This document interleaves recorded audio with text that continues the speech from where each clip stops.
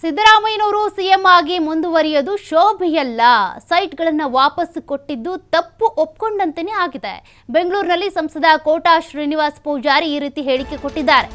BS Yediyurappa ಭೂಮಿ ಎಗರಿಸಿದ್ದಾರೆ ಅಂತ ಆರೋಪ ಮಾಡಿದ್ರು. ಈಗ ಇವರ ಪರಿಸ್ಥಿತಿ ಏನು ಅಂತ ಕೋಟಾ ಶ್ರೀನಿವಾಸ್ ಪೂಜಾರಿ ಪ್ರಶ್ನೆ ಮಾಡಿದ್ದಾರೆ.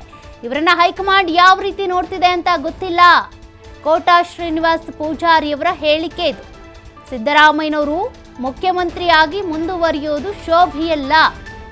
ಅವ್ರ ಸೈಟ್ ವಾಪಸ್ ಕೊಟ್ಟಿರೋದ್ರಿಂದ ಆರೋಪವನ್ನ ಒಪ್ಕೊಂಡಂತೆಯೇ ಆಗಿದೆ. ಹಾಗಾಗಿ ಅವರು ರಾಜೀನಾಮೆ ಕೊಡೋದೇ ಒಳ್ಳೆಯದು, ಮುಖ್ಯಮಂತ್ರಿಯಾಗಿ ಮುಂದುವರಿಯೋದು ಸರಿಯಲ್ಲ ಅಂತ ಕೋಟಾ ಶ್ರೀನಿವಾಸ್ ಪೂಜಾರಿ ಅವರು ಹೇಳಿಕೆ ಕೊಟ್ಟಿದ್ದಾರೆ. ಮುಖ್ಯಮಂತ್ರಿಯಾಗಿದ್ದು ಬಹುದೊಡ್ಡ ಅನುಭವ ಇರುವಂತಹ ರಾಜಕಾರಣಿ. ಹಿಂದೆ ಯಡಿಯೂರಪ್ಪನವರು ಮುಖ್ಯಮಂತ್ರಿ ಆಗಿದ್ದಾಗ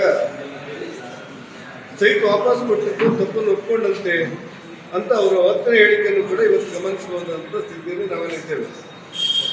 ಹಾಗಾಗಿ ಅವರ ಮನೆಯವರು ಕೊಟ್ಟಿರುವಂತಹ ಸೈಟ್ಗಳು ತಮ್ಮ ಪ್ರಮಾದವನ್ನು ಒಪ್ಪಿಕೊಂಡಂತೆ ಅಂತ ಹೇಳಿ ಅವರು ಹಿಂದೆ ಕೊಟ್ಟಿರುವಂತಹ ಹೇಳಿಕೆಯನ್ನು ಅರ್ಥೈಸಿಕೊಳ್ಬೇಕನ್ನಂತ ಅನಿವಾರ್ಯ ಸ್ಥಿತಿಯಲ್ಲಿ ಇವತ್ತು ಕರ್ನಾಟಕ ರಾಜ್ಯ ಇದೆ.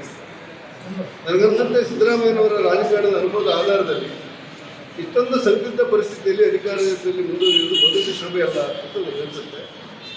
ಬಹುತೇಕ ಅವರು ಕೂಡ ಈ ನಿರ್ಧಾರವನ್ನು ತೆಗೆದುಕೊಳ್ಬಹುದು ಅಂತ ಕರ್ನಾಟಕದ ಜನ ಭಾವಿಸ್ತಾರೆ.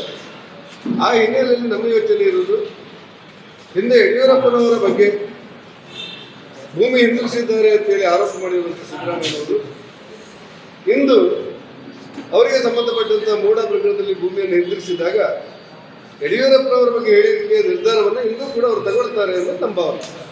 ಮುಖ್ಯಮಂತ್ರಿಯಾಗಿದ್ದು ಬಹುದೊಡ್ಡ ಅನುಭವ ಇರುವಂತಹ ರಾಜಕಾರಣಿ.